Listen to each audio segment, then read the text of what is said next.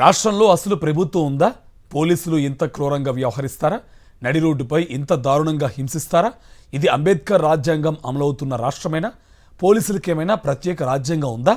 చట్టాన్ని కాపాడాల్సిన పోలీసులే చట్టాన్ని చేతుల్లోకి తీసుకొని అమానుష్యంగా ప్రవర్తిస్తారా? కోర్టులతో పని లేకుండా పోలీసులే శిక్షలు విధిస్తారా? తెనాలిలో జరిగిన దళిత మైనారిటీ యువకులపై పోలీసుల దాష్టికాన్ని చూసిన తర్వాత ఇప్పుడు ఈ ప్రశ్నలే వినిపిస్తున్నాయి.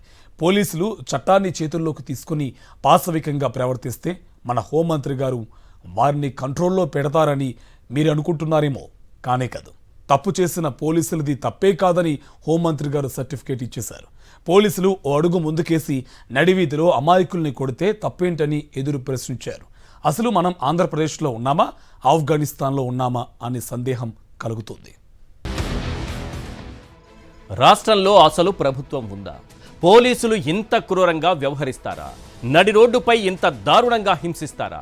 ఇది అంబేద్కర్ రాజ్యాంగం అమలవుతున్న రాష్ట్రమేనా? పోలీసులకేమైనా ప్రత్యేక రాజ్యాంగం ఉందా? చట్టాన్ని కాపాడాల్సిన పోలీసులే చట్టాన్ని చేతుల్లోకి తీసుకుని అమానుషంగా ప్రవర్తిస్తారా? కోర్టులతో పని లేకుండా పోలీసులే శిక్షలు విధించేస్తారా? తెనాలిలో జరిగిన దళిత మైనారిటీ యువకులపై పోలీసుల దాష్టీకాన్ని చూసిన తరువాత ఇప్పుడు ఈ ప్రశ్నలు వినిపిస్తున్నాయి. పోలీసులు చట్టాన్ని చేతుల్లోకి తీసుకుని పాశవికంగా ప్రవర్తిస్తే మన హోంమంత్రి గారు వారిని కంట్రోల్లో పెడతారని మీరనుకుంటున్నారేమో. కానే కాదు. తప్పు చేసిన పోలీసులది తప్పే కాదని హోంమంత్రి గారు సర్టిఫికేట్ ఇచ్చేశారు. పోలీసులు ఓ అడుగు ముందుకేసి నడి వీధిలో అమాయకుల్ని కొడితే తప్పేంటని ఎదురు ప్రశ్నించారు. అసలు మనం ఆంధ్రప్రదేశ్లో ఉన్నామా, ఆఫ్ఘనిస్తాన్లో ఉన్నామా? జగన్ ఆ బాధితుల కుటుంబాన్ని పరామర్శిస్తాను అనగానే హోంమంత్రి గారు కులమత విభేదాల్ని తెరపైకి తెచ్చారు. కూటమి అధికారంలోకి వచ్చిన ఈ ఏడాది కాలంలో 390 హత్యలు జరిగితే పోలీసులు ఒక అడుగు ముందుకేసి ఎంతమంది నిందితులను, ఎంతమంది దోషులను నడివీధిలో ఇలానే లాఠీలతో కొల్లబొడిచారు? మేడం గారే సమాధానం చెప్పాలి. ఈ కూటమి అధికారంలోకి వచ్చిన ఏడాది కాలంలో వైఎస్ఆర్సీపీ నాయకులు, కార్యకర్తలపై 766 హత్యలు, హత్యాయత్నాలు జరిగితే పోలీసులు ఒక అడుగు ముందుకేసి ఎంతమంది నిందితులను, ఎంతమంది దోషులను నడివీధిలో ఇలానే లాఠీలతో కొల్లబొడిచారు? మేడం గారే సమాధానం చెప్పాలి.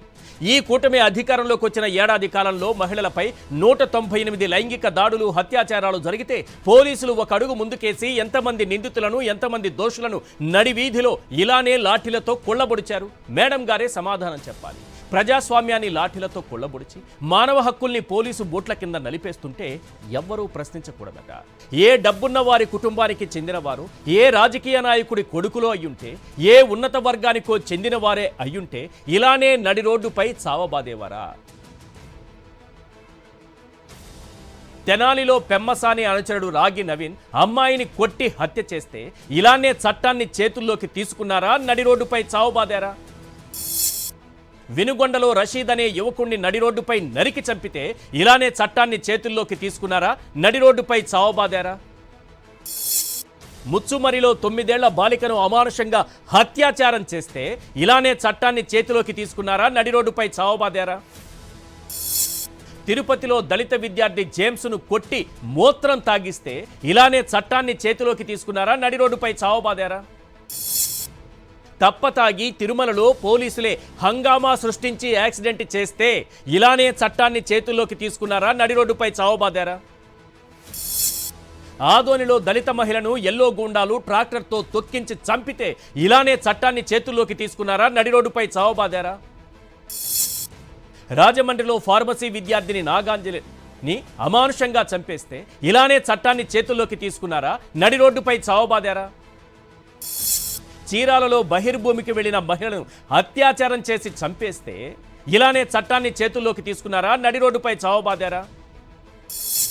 పలాసలో 2 విద్యార్థులను బర్త్డే పార్టీకి పిలిచి గ్యాంగ్ రేప్ చేస్తే ఇలానే చట్టాన్ని చేతుల్లోకి తీసుకున్నారా? నడి రోడ్డుపై చావబాదారా? దళిత డాక్టర్ ఉమామహేశ్వరరావుపై జనసేన ఎమ్మెల్యే దాడి చేస్తే పోలీసులు ఇలానే చట్టాన్ని చేతుల్లోకి తీసుకున్నారా? నడి రోడ్డుపై చావబాదారా?